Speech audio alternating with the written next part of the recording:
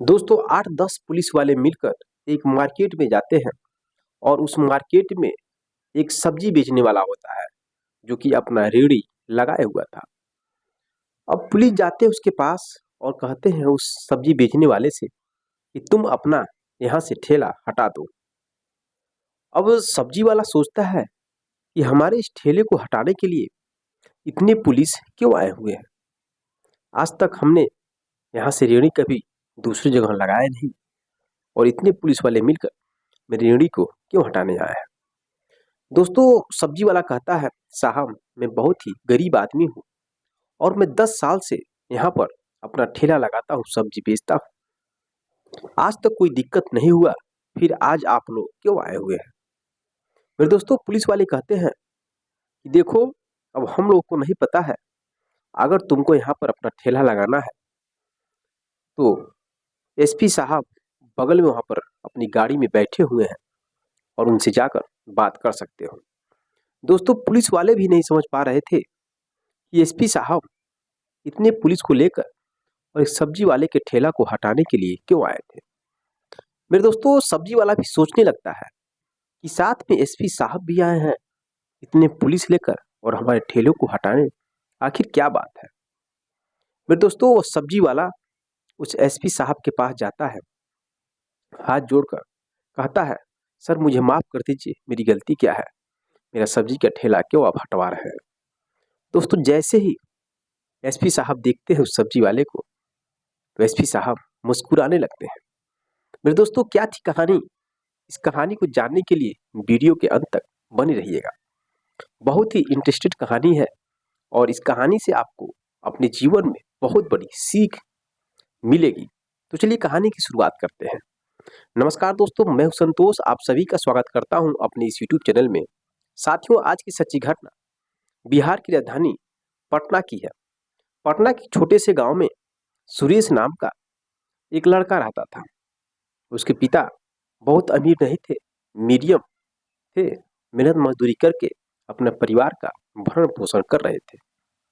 मेरे दोस्तों जब लड़का सुरेश अपने पिता को देखता था मेहनत मजदूरी करते हुए तो सोचता था कि मैं मेहनत मजदूरी नहीं करूंगा और अपने पिता को भी मेहनत मजदूरी नहीं करने दूंगा।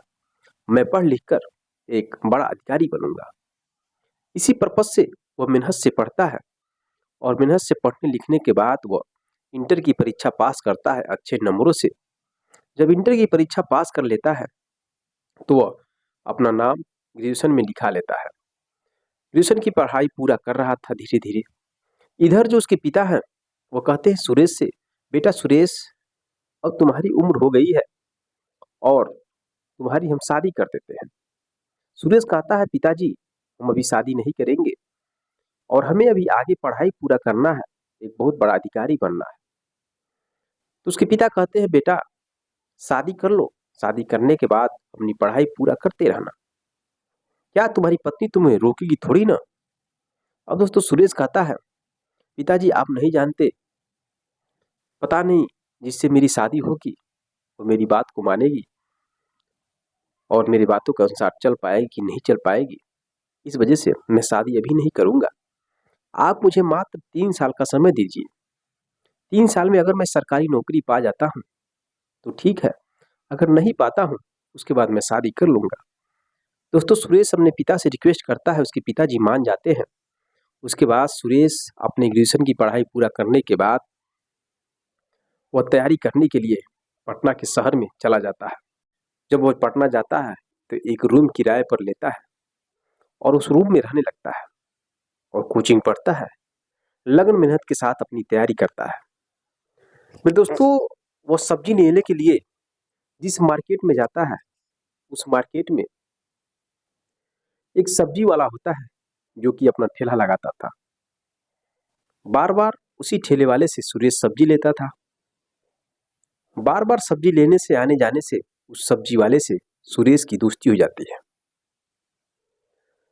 अब सुरेश एक दिन सब्जी लेने के लिए नहीं जाता है तो जो ठेले वाला है, सब्जी वाला, वो सोचता है कि आज सुरेश सब्जी लेने नहीं आया। अब मेरे दोस्तों उसके अगले दिन वो इंतजार करता है, अगले दिन भी नहीं आता है। फिर वो दूसरे दिन भी इंतजार करता है, दूसरे दिन भी सुरेश नहीं आता है। मेरे दोस्तों, इधर जो सुरेश था उसके पास पैसे भरपूर मिल नहीं पाते थे घर से, कोचिंग की फीस भरने के लिए, रूम का भाड़ा देने के लिए। इस वजह से वह मेहनत मजदूरी भी करता था पार्ट टाइम में और अपना खर्च चलाता था। इसी वजह से वह किसी काम के सिलसिले में इधर उधर काम कर रहा था। 4 दिन के बाद सब्जी लेने के लिए जब सुरेश आता है सब्जी वाले के पास, तो सब्जी वाला कहता है, सुरेश यार तुम 4 दिन मेरे पास आए नहीं सब्जी लेने के लिए, कहाँ चले गए थे? सुरेश कहता है, देखो मित्र, मैं बहुत ही गरीब घर का हूँ, मुझे भरपूर पैसा नहीं मिल पाता है, इसलिए मेहनत मजदूरी करने में चला गया था और मेरे पास पैसे नहीं थे सब्जी लेने के लिए, इसीलिए मैं नहीं आ रहा था। अब जैसे ये शब्द सुनता सब्जी वाला, तो सब्जी वाला के अंदर अपने दोस्त के प्रति बहुत ही आभार व्यक्त होता है। वो सोचता है कि मैं अपने दोस्त के लिए इतना तो कर सकता हूँ। अब वो उसका मित्र सब्जी वाला कहता है सुरेश से, सुरेश देखो यार, तुम मेहनत से पढ़ो, तैयारी करो, नौकरी पाओ, रही बात सब्जी की, तो मैं तुम्हें सब्जी हमेशा फ्री में तुम्हें देता रहूंगा, इतना मैं तुम्हारे लिए कर सकता हूँ। दोस्तों, जैसे यह शब्द सुनता है सुरेश, तो सुरेश उसको अपने गले से लगा लेता है और बहुत ही खुश होता है। इसके बाद सुरेश चला जाता है सब्जी लेकर। अब मेरे दोस्तों, इसी तरह से हमेशा फ्री में सब्जी लेने के लिए आता था सुरेश और उसका दोस्त सब्जी देता था और चला जाता था और अपनी मेहनत से तैयारी करता था।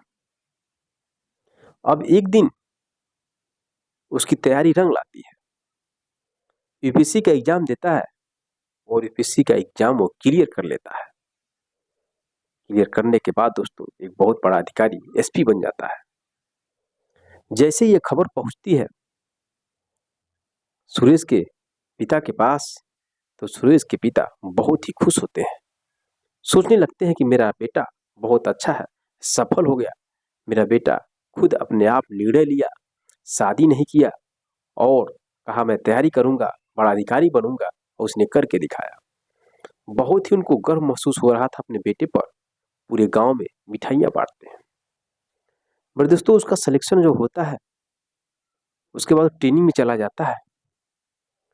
ट्रेनिंग में जाने के बाद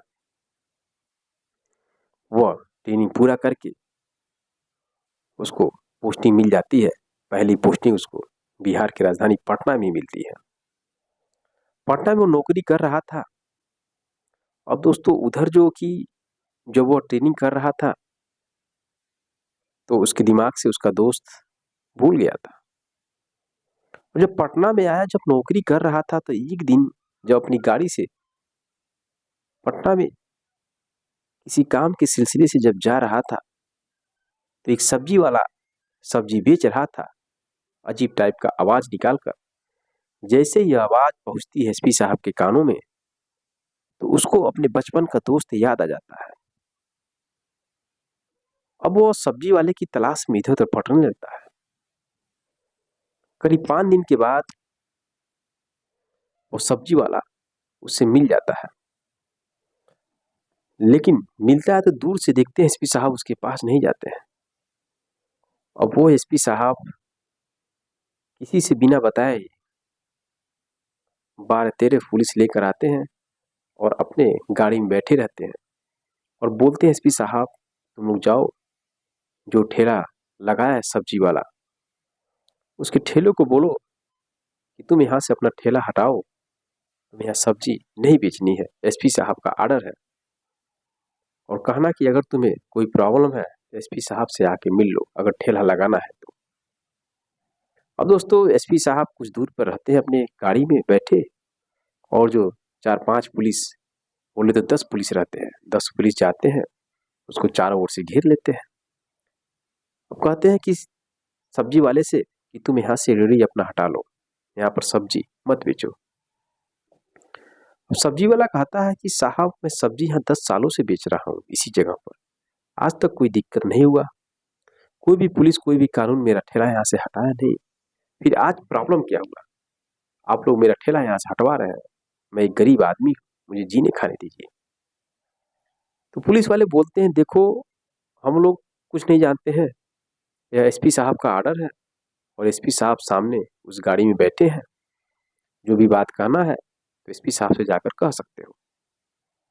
अब जैसे शब्द सुनता है सब्जी वाला, तो सोचता है यार एक ठेले को हटाने के लिए एसपी साहब क्यों आए। अब वो तुरंत एसपी साहब के पास जाता है, हाथ जोड़ लेता है और कहता है, साहब मुझे माफ कर दीजिए, मुझे यहाँ से ठेला हटवाने को मजबूर मत करिए, मैं बहुत गरीब आदमी हूँ, मुझे सब्जी बेचने दीजिए, मेरा परिवार इससे चलता है, मैं 10 सालों से यहाँ ठेला लगा रहा हूँ। जैसे एसपी साहब उसकी तरफ देखते हैं, एसपी साहब मुस्कुराने लगते हैं। अब सब्जी वाला समझ नहीं पा रहा था एसपी साहब क्यों मुस्कुरा रहे हैं, क्योंकि सब्जी वाला पहचान नहीं पा रहा था। मेरे दोस्तों, एसपी साहब वही सुरेश थे जो कि बड़ी बड़ी मूछ रख लिए थे और मूछ रखने की वजह से सब्जी वाला पहचान नहीं पाया। एसपी साहब कहते हैं, क्या तुम मुझे पहचान रहे हो? सब्जी वाला बोलता है, साहब मैं तो आपको नहीं पहचान रहा। एसपी साहब कहते हैं, मैं तुम्हें पहचान रहा हूँ। सब्जी वाले बोलते हैं, एसपी साहब कैसे आप मुझे पहचान रहे हैं? मेरे दोस्तों, इतना कहने के बाद अपनी गाड़ी से नीचे उतरते हैं और एसपी साहब कहते हैं, अरे यार दोस्त, तुम मुझे भूल गए, मैं वही सुरेश हूँ जिसको तुमने फ्री में सब्जियां देते थे और मैं अपनी तैयारी करता था। जैसे शब्द सुनता है दोस्तों सब्जी वाला, वैसे ही एसपी साहब के गले लग जाता है, एसपी साहब के गले लग जाते हैं और आपस में बातचीत करने लगते हैं। सब्जी वाला कहता है, बहुत लड़के यहाँ से सब्जी लिए गए, तैयारी की, नौकरी पाए, लेकिन आज तक कोई भी सरकारी नौकरी करने के बाद, जॉब पाने के बाद मेरे पास वापस कभी नहीं आया। आप ऐसे पहले व्यक्ति हो जो कि मुझसे मिलने के लिए आया। मेरे दोस्तों, एसपी साहब बहुत खुश होते हैं और उसको अपनी गाड़ी में बैठाते हैं, बोलते मेरी गाड़ी में बैठो और कहीं चलना है तुमको लेकर के। सब्जी वाला बोलता है, साहब कहाँ मुझे ले जाएंगे? एसपी साहब कहते हैं, पहले तुम बैठो मेरे साथ। इधर दोस्तों सब्जी वाला एक व्यक्ति को अपने ठेले के पास लगाता है और एसपी साहब के साथ गाड़ी में बैठकर जाने लगता है।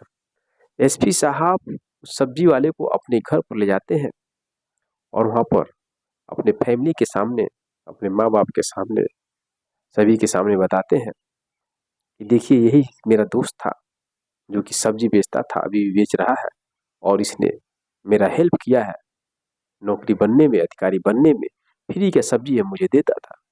यह सुन करके एसपी साहब के घर वाले बहुत ही खुश होते हैं और उसकी अच्छे से खातिरदारी करते हैं, भोजन वगैरह नाश्ता पानी बनाते हैं, खिलाते पिलाते हैं और प्रेम से उसकी विदाई करते हैं।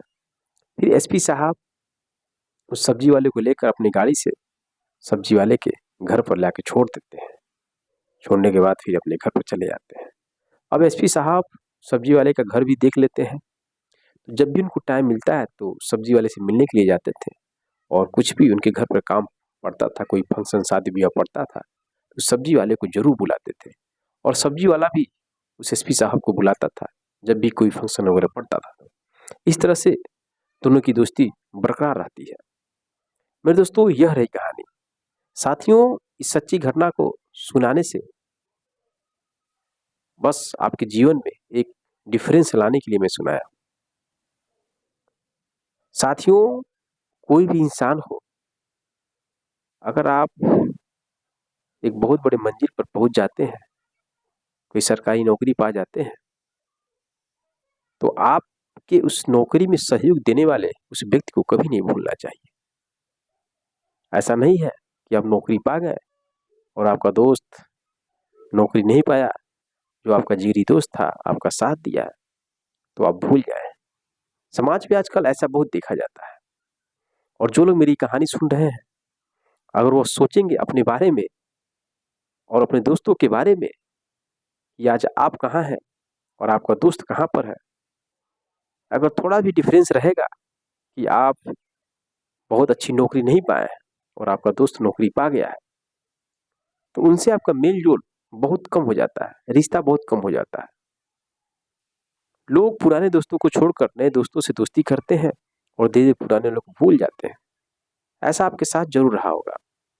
अगर आपके साथ भी ऐसा घटना घटित हुआ है कि कोई दोस्त आपके साथ रहा हो और बहुत बड़े पद पे चला गया हो और आपको भूल गया हो, तो आप कमेंट बॉक्स में कमेंट जरूर करिएगा।